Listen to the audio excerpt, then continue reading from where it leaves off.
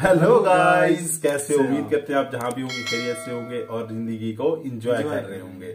तो यार, defence matrix की एक वीडियो है जिसमें ये क्लेम किया गया है टाइटल में कि इंडियन जो वेपन्स हैं वो लो क्वालिटी के हैं। ये कहा किसने है? अजरबैजान के एक्सपर्ट्स ने कहा। तो क्या बात है, पूरी वीडियो हम मिलके देखते हैं और इसके बाद में रिएक्शन देंगे पाकिस्तान की तरफ से कि वाकई में अच्छे हैं, बुरे हैं, या क्या इसके वीडियो में था। आइए वीडियो स्टार्ट करते हैं।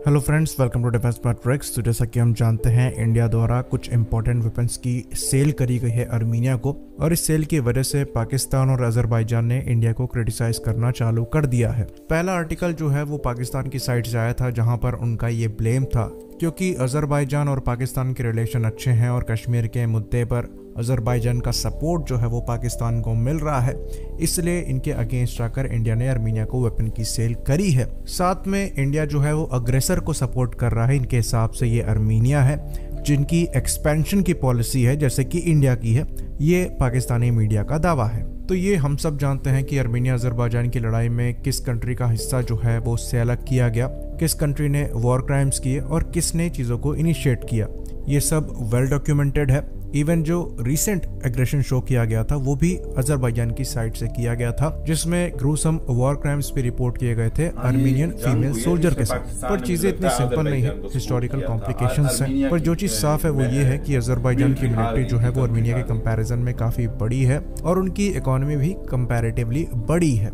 तो वो लड़ाई को सपोर्ट कर सकते हैं लंबे समय के लिए, साथ ही बेटर वेपन से लेस डोमिनेट कर सकते हैं आर्मीनिया को, जो कि उन्होंने रिसेंट वॉर्स में किया है। तो अजरबैजान के बाद मैक्सिमम जो वेपन्स हैं वो इजरायली या फिर रशियन ओरिजिन के हैं, वहीं पर आर्मीनिया के पास जो मैक्सिमम वेपन्स हैं वो रशियन ओरिजिन के हैं। अजरबैजान ने हाल ही में टर्की से भी वेपन्स की सप्लाई जो है वो लेना चालू कर दिया। कंपैरेटिवली आर्मीनिया के पास ज्यादा सपोर्ट नहीं है। इवन आर्मीनिया के प्राइम मिनिस्टर द्वारा ये भी कहा गया था कि जरूरत पड़ने पर रशिया से जो वेपन सप्लाई होने वाली थी वो इनको नहीं मिली, इवन पेमेंट करने के बाद भी।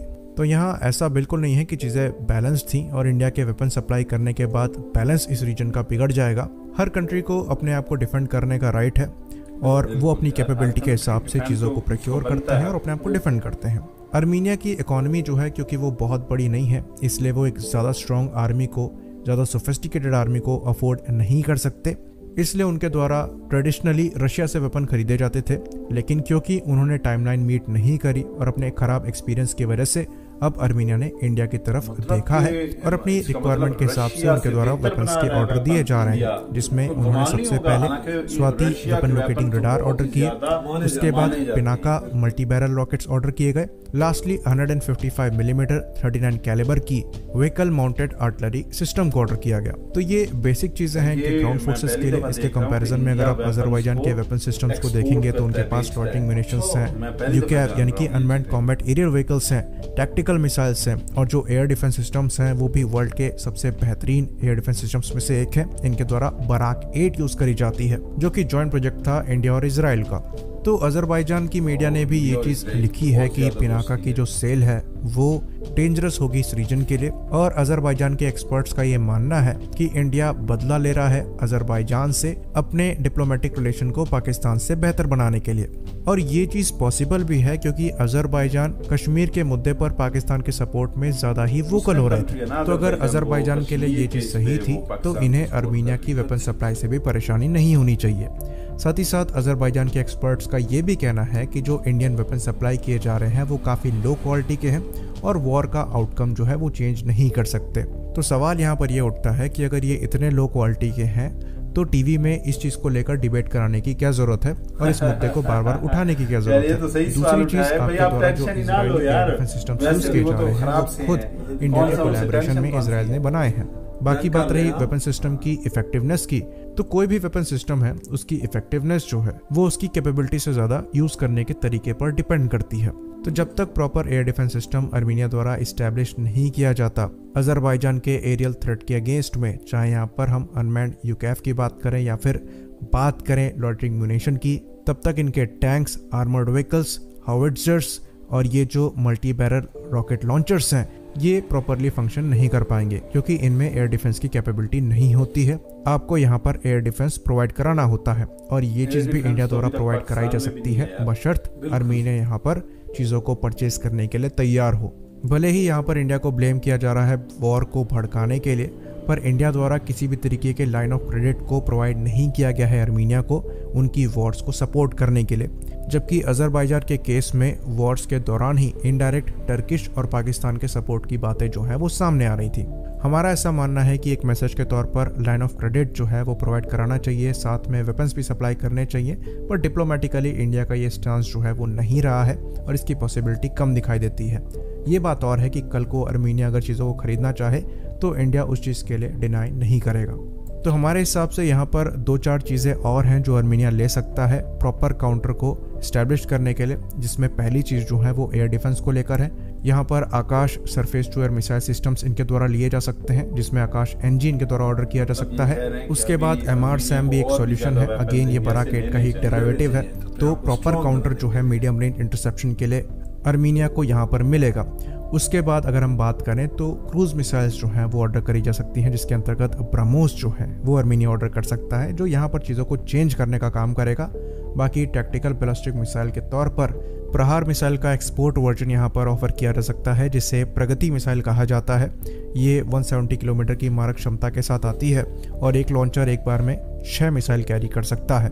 तो ये सिस्टम्स जो हैं वो गेम चेंजर का काम कर सकते हैं। बाकी ये अपने Su-30 SME फाइटर के लिए भी वेपन्स इंडिया से ले सकते हैं, जो कि अजरबैजान की एयरफोर्स को डोमिनेट करने में मदद कर सकती है आर्मीनिया की। तो ये पॉसिबिलिटी शो करती हैं कि क्या क्या केस हो सकते हैं। अभी से ही अजरबैजान और पाकिस्तान से ये बातें उठना चालू हो गई हैं कि इंडिया गलत कर रहा है, पर जो पॉसिबिलिटी एग्जिस्ट करती है उसके हिसाब से अभी गलत की शुरुआत भी नहीं हुई है। बहुत कुछ बहुत ज़्यादा गलत हो सकता है, लेकिन इंडिया क्योंकि पाकिस्तान और टर्की नहीं है तो पर्दे के पीछे वाला सपोर्ट यहाँ पर नहीं है।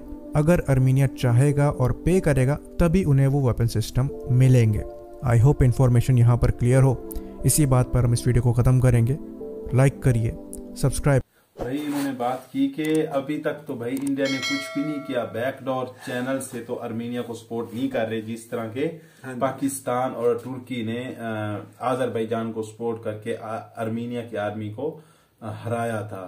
तो मतलब ये कहना ये कह रहे हैं कि पाकिस्तान की ये पॉलिसी जो है कि वो बैकडोर चैनल से पीछे से बैठ के मतलब कि उसको एक कंट्री को सपोर्ट करना हमारी वो पॉलिसी नहीं है। हम तो भाई पैसे ले रहे हैं और वेपन दे रहे हैं। वो भी हालांकि ये यूट्यूब चैनल ये कह रहा था, डिफेंस मैट्रिक्स ये कहना चाह रहे थे कि इंडिया को और वेपन देने चाहिए ताकि पाकिस्तान को पता चले, अजरबैजान को पता चले कि भाई कैसे जो है आप लोग उनको सपोर्ट कर रहे हैं पाकिस्तान को कश्मीर के मामले पर।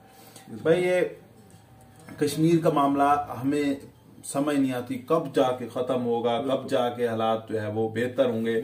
मामला खराब सिर्फ और सिर्फ कश्मीर की वजह से ही जा रहे हैं। हाँ जी बिल्कुल। अब कश्मीर की वजह से फिलिस्तीन का जो इसराइल के साथ मामला है उसकी वजह से 1-2 कंट्रीज की वजह से मामला जो है वो खराब जाए।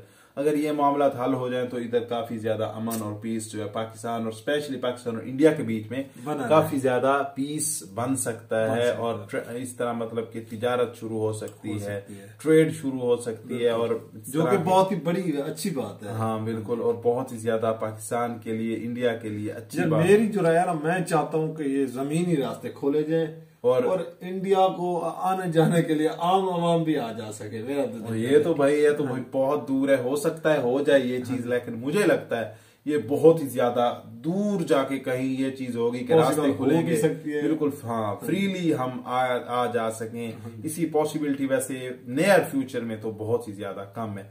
आप इसके बारे में क्या सोचते हैं, प्लीज आपने हमें कमेंट बॉक्स में ये चीज जरूर बतानी है। और अगर आप ये वीडियो ओरिजिनल चैनल पे देखना चाहते हैं तो डिफेंस मैट्रिक्स यूट्यूब चैनल ये वीडियो अपलोड किया, लिंक आपको मिलेगा डिस्क्रिप्शन में। वहां से आपने डिफेंस मैट्रिक्स को सपोर्ट करना है, इनके चैनल को लाइक और सब्सक्राइब करना। और अगर आपको ये वीडियो पसंद आई है, हमारा रिएक्शन पसंद आया, प्लीज वीडियो को लाइक करके रिएक्शन को सब्सक्राइब कर दे। मिलते हैं इस तरह किसी नई वीडियो में, तब तक गुड बाय।